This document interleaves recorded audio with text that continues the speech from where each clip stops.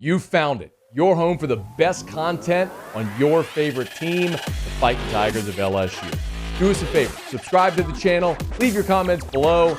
Be sure to smash that like button.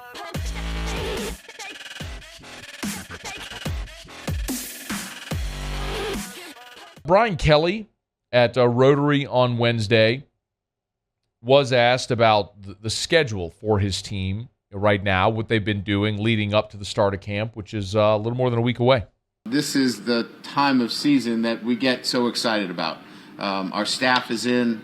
We've begun meetings. Our players are on a bit of a respite.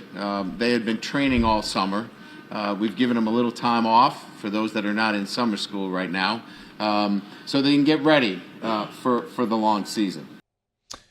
One of those players getting ready who was not here in the spring is Punter Jay Bramblet. And today, the Ray Guy Award watch list was released. Of course, the Ray Guy Award goes to the best punter in college football, and Jay Bramblett was on it. So LSU's punter, Jay Bramblett, who has not kicked a single ball as an LSU Tiger in a game or in a practice formally, because he was not here for spring as he was finishing the spring semester in South Bend.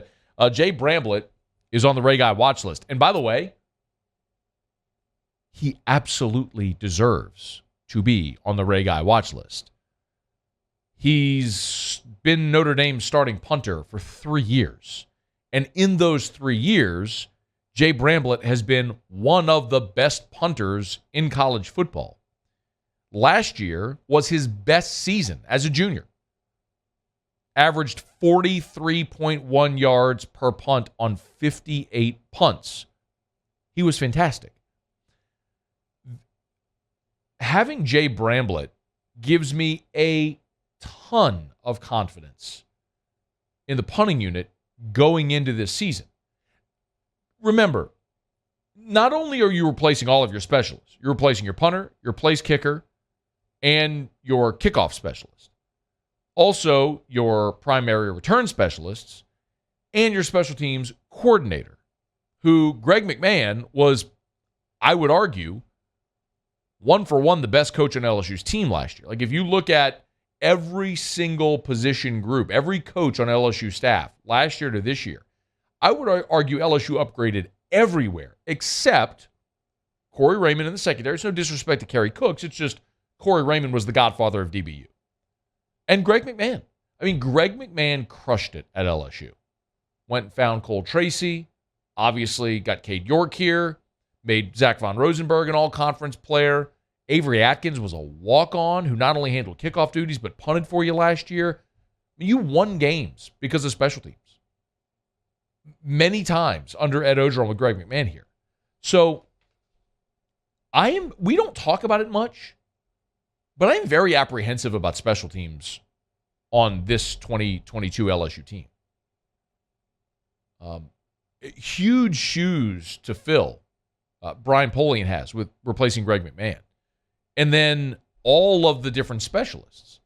You're replacing Avery Atkins as a punter, but that's probably the singular thing that you've got answered because of Bramblett. You bring him in here as a grad transfer from Notre Dame, and you plug and play a dude that's been a 3-year starter and is not going to miss a beat. So that I'm comfortable with. Everything else, I'm nervous, y'all. I'm really worried. Like, I have no idea who LSU's place kicker is going to be. Do you realize, and I want to be clear, 2018, Cole Tracy was incredible. He won games for LSU in 2018.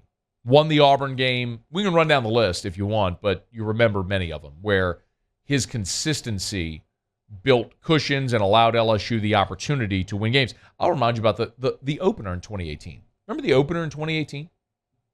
LSU played Miami in Jerry World.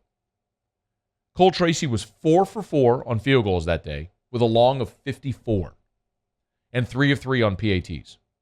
LSU won by 16 that day. Cole Tracy counted for 15 points. Miami outscored LSU 14-0 in the fourth quarter. Miami made a charge. But the only reason that it just didn't matter was because Cole Tracy just stockpiled points throughout that game. And that was coming off a year in 2017. You remember 17? Connor Culp was 20 of 23 on PATs. And Connor Culp and Jack Gonsolin combined to go for 59% on field goals. Culp was 11 of 16. Gonsolin was 5 of 11. Ed Ogeron was spooked by the end of the season.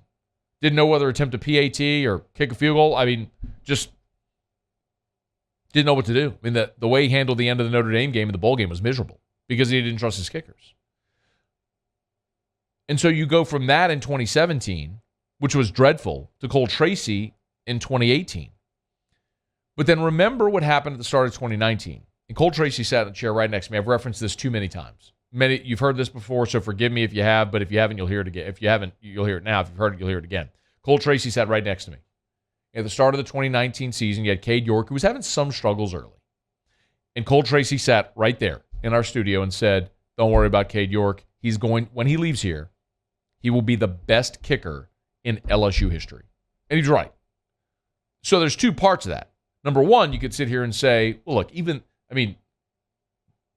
you can transition from Cole Tracy to a guy who was the best kicker in LSU history. So any one of these guys could be kicking for LSU, could have an amazing year. You went from an awful season in 2017 to Cole Tracy. You found a dude that was nails. So it can certainly happen. The flip side of that is Cole Tracy needing to sit there and say that was because even the guy who became the greatest kicker in LSU history, Cade York, struggled early.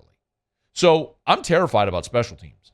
LSU is going to play in so many games that are going to be coin flip games this year. They're going to be heavily favored in their non-conference games except Florida State. They're going to be an underdog to Alabama. And every other game is going to be a coin flip game. Like, you're going to see point spreads within a field goal for like every other game LSU plays. One way or the other, LSU favored or an underdog within a field goal. And when you play that many games that are a coin flip, special teams oftentimes is the differentiator. I'm thrilled LSU's got Jay Bramblett because if it becomes field position games, you trust that guy. Coffin corner kicks, booming punts, flipping field position. How important was Brad Wing in 2011? I mean, think about the Bama game. The 72-yard pump, whatever he had, that hit the wire. I mean, flip the field, punting out of his end zone. I mean, y'all understand it. You know football.